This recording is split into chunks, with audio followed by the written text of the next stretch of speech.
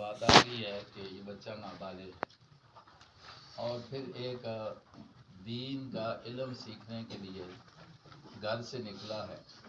نبی اکرم صلی اللہ علیہ وسلم کا ارشاد ہے من خرج من بیتہ لطلب العلم فہو فی سبیل اللہ او کما قال علیہ الصلوۃ والسلام.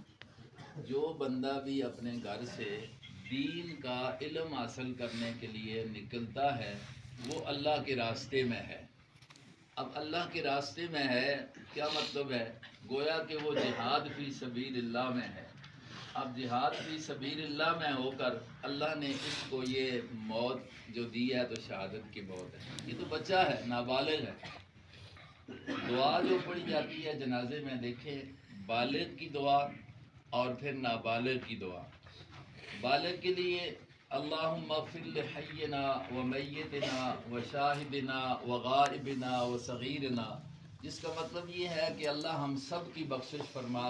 جو زندہ ہیں ان کو بھی معاف کر، جو چلے گئے ہیں ان کو بھی معاف کر. چھوٹے ہیں، بڑے ہیں، گھروں میں عورتیں ہیں، اللہ ان کو معاف کر. اے اللہ ہمیں زندگی دے تو اسلام پر زندگی دے، موت دے تو ایمان پر دے، موت ایمان پر دے. یہ بڑے آدمی کی دعا ہے. جنازہ اصل جنازہ ہے ہی دعا ہے، اور جو نبی علیہ الصلوۃ والسلام نے بتلائی بڑی جامع ہے، اس سے کوئی باہر نہیں نکلتا. لیکن جب بچہ یا بچی نابالغ جو ہوتا ہے، چونکہ یہ بچہ نابالغ ہے، ابھی اس کے اوپر جو شریعت کے احکام ہیں وہ لاگو نہیں ہیں. اس کا ہر عمل قابل قبول ہے، ہر عمل قابل قبول ہے. اب قرآن اس نے یاد کیا، ایک ایک لفظ کو پتہ نہیں کتنی مرتبہ پڑھنا پڑتا ہے. پھر قرآن کے الفاظ کو، لہجے کو وہ یہ سیکھ رہے ہیں، تجوید پڑھ رہے ہیں، جو قرآن کا ایک بہت بڑا حق ہے. تو اس لحاظ سے اس کے جتنے اعمال ہیں، ظاہر ہے کہ نامہ اعمال میں لکھے جائے ہیں والدین کے، اس کے اساتذہ کے.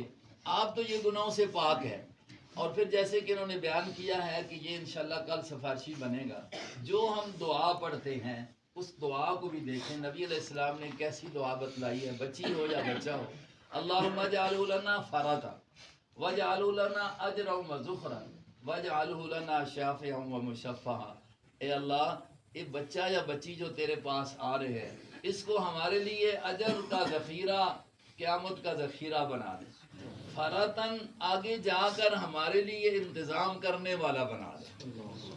نبی کریم علیہ الصلوۃ والسلام نے ایک موقع پر ارشاد فرمایا، جس بندے کے 3 بچے بچپن میں فوت ہو جائیں، اللہ اس کو جنت نصیب فرمائے گا جب وہ اس پر صبر کرتا ہے. مسلمان حضرت عائشہ صدیقہ رضی اللہ عنہا نے سوال کیا، یا رسول اللہ اگر 3 نہ 2 بچپن میں 2 چلے جائیں؟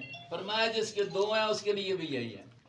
پھر فرمایا یا رسول اللہ اگر 1 بچہ گیا ہو؟ تو فرمایا کہ اگر 1 بھی گیا تو وہ بھی اس کے لیے سفارشی بنے گا، اللہ جنت نصیب فرمائے. عائشہ صدیقہ رضی اللہ عنہا کہتی ہیں، یا رسول اللہ جس کا کوئی بھی نہ گیا ہو تو پھر؟ چھوٹا بچپن میں کوئی بچہ جس کا کوئی بھی نہ مرا ہو تو پھر؟ نبی علیہ الصلوۃ والسلام نے فرمایا کہ اس کے لیے میں فرط ہوں گا، میں کل جا کر اس کے لیے انتظام کرنے والا ہوں گا، بشرطے کہ یہ ایماندار ہے، کلمہ گو ہے، تو میں اس کے لیے کیا بنوں گا؟ سفارشی بنوں گا. تو یہ بچہ الحمدللہ اپنے کے ماموں ہیں، یہ بھی حافظ قرآن ہیں، قاری ہیں الحمدللہ. پورے گرانے کے لیے یہ سفارشی بنے گا. موت اس کی جو آئی ہے عجیب ہے، لیکن نبی پاک علیہ الصلوۃ والسلام کی سنت میں، طریقے میں، شریعت میں جو ہمیں نظر آتا ہے کہ وہ کیا ہے، ہمیں صبر کرنا ہے. حضور علیہ الصلوۃ والسلام کا 17 یا 16 مہینے کا بچہ آپ کے ہاتھ میں ہے. ابراہیم نام ہے، 16-17 مہینے کا بچہ، اور اس کی روح پرواز کرتی ہے آپ کی جولی کے اندر.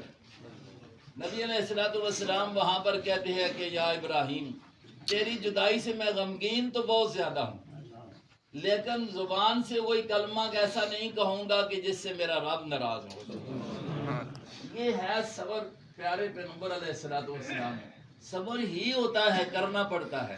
لیکن جیسے موقع پر بندہ بجائے اس کے کہ جیسے کہ ماحول بنا ہوا ہے بین کرنا، اور ذہن غم تو ہے، بین آواز سے رونا اور اسی طریقے سے پیٹنا، شریعت نے اس کو سخت کر کے حرام قرار دیا ہے. حتیٰ کہ ایک حدیث تو یہ ہے کہ جس میت پر رویا جاتا ہے اس کو رونے والوں کے رونے کی وجہ سے سزا دی جاتی ہے. تو اب ہمارے ہاں تو ایک ماحول ایک رواج بنا ہوا ہے. تو نبی علیہ الصلوۃ والسلام نے تو پیارا پیارا جملہ فرمایا کہ دیکھا نا صحابہ نے حضور کی آنکھوں سے آنسو بہ رہے ہیں, داڑھی مبارک تر ہو رہی ہے. تو کمال تو صحابہ کرام کا ہے نا, وہ اگر وضاحت نہ کرتے تو آج ہمارے سامنے مسائل کس طرح آتے. فرمایا یا رسول اللہ, آپ اور رونا, ہمیں تو رونے سے منع کیا ہے اور آپ کے آنسو بہ رہی ہیں. نبی علیہ الصلوۃ والسلام نے فرمایا میرے صحابہ, جس رونے سے اللہ ناراض ہوتا ہے وہ منہ زبان کا ہو یا ہاتھوں کے ذریعے ہو. جو دل کا غم ہے یہ تمہارے اختیار میں نہیں ہے. دل کے غم کا اظہار آنکھوں سے ہو رہا ہے, وہ آنسو نکل رہے ہیں, یہ ہمارے اختیار میں نہیں ہے. یہ تو اللہ رب العزت نے ایک محبت رکھی ہے جدائی کی وجہ سے ہوتی ہے. دیکھیں شریعت میں ہمیں زندگی آتا ہے بچہ وہاں سے لے کر مرنے تک کے سارے احکام جو ہیں جناب نبی اکرم صلی اللہ علیہ وسلم نے بتلا دی ہیں.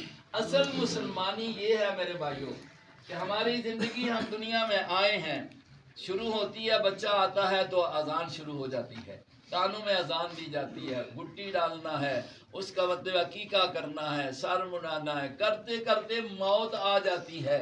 موت تک اللہ کے پاک پیغمبر نے ہمیں زندگی گزارنے کا ایک ایسا طریقہ بتا دیا جس پر چل کر جنت ملتی. بس یہ اپنے دین کا, ہمارے اسلام کا, مذہب کا خلاصہ ہے. ہم سب طالب ہیں الحمدللہ کہ ہم کہاں جائیں, جنت میں جائیں. منظر مقصود ہم سب کا کیا ہے بھائی, جنت میں جانا. تو جنت میں جانے کے لیے ہماری زندگی پیدائش سے لے کر مرنے تک محمد مصطفیٰ صلی اللہ علیہ وسلم کے انداز کے مطابق ہو. دیکھیں بعض چیزیں جو ہوتی ہیں رواج میں آ جاتی ہیں وہ نبی کی سنت نہیں ہوتی. میں مثال دے دیتا ہوں, بہرحال بظاہراً وہ اچھی ہوتی ہیں لیکن وہ سنت میں نہیں آ سکتی ہیں. اب الحمدللہ عید آ رہی ہے, اللہ سب کو خوشیاں نصیب فرمائے. اب ان کا غم ہے یقیناً, لیکن یہ ہے کہ اللہ تبارک و تعالیٰ کے فیصلے ہیں. عید کی نماز سارے حضرات پڑھتے ہو, اذان ہوتی ہے جی نہیں. اب اذان دینا دیکھیں کلمات ہیں, اللہ کی تعریف ہے, نبی کے شہادت ہے اور نماز کی طرف بلایا جاتا ہے. اب جنازہ ہے, اس کے لیے اذان ہے جی, اب کیوں نہیں ہے؟ اذان جیسی عبادت. اب اگر ہم کہیں تو آسان سی بات یہ ہے کہ اذان عید کی دو نمازوں کے لیے بھی, جنازے کے لیے بھی محمد مصطفیٰ صلی اللہ علیہ وسلم نے نہ دلوائی ہے نہ صحابہ نے دی ہے. آج نہ دینا ثواب ہے نا. دیکھیں آسان سی بات ہے کیونکہ حضور کی سنت اس طرح چلی ہوئی ہے. نماز موجود ہے لیکن یہ اذان اس پر مقام پر نہیں ہے. 5 وقت کے لیے اذان ہے. تو نبی کی عبادات جو ہیں وہ بھی ہمارے سامنے ہیں, معاملات بھی ہمارے سامنے ہیں. جنازہ ایک جرگہ ہوتا ہے لیکن یہ تو بچہ ہے, اس کا ہم نے رب کے سامنے کیا جرگہ, اس میں ہم نے یہ مانگنا ہے اللہ ہمیں اس جنازے میں شریک ہوئے ہیں, ہمارے لیے اس بچے کو سفارشی بنا دیں. آج کا جنازہ یہ اس لیے ہے, یہ ویسے بھی نابالغ, پھر موت شہادت, پھر قرآن کا حافظ و قاری, یہ ساری سعادتیں ہیں. تو ایسے جنازے وہ ہوتے ہیں جن میں آنے والوں کے گناہ کیا ہوتے ہیں, اللہ رب العزت ہمیں اسی نیت سے کہ ہم اس میں اس لیے شریک ہوئے ہیں کہ ہمارے گناہ معاف ہو جائیں, اپنے آئندہ زندگی اپنی سنواریں. جن موت کا کوئی پتہ نہیں ہے, اگر یہ آج اس عمر میں جا سکتا ہے تو ہم بھی جا سکتے ہیں. اللہ رب العزت سب کو جزائے خیر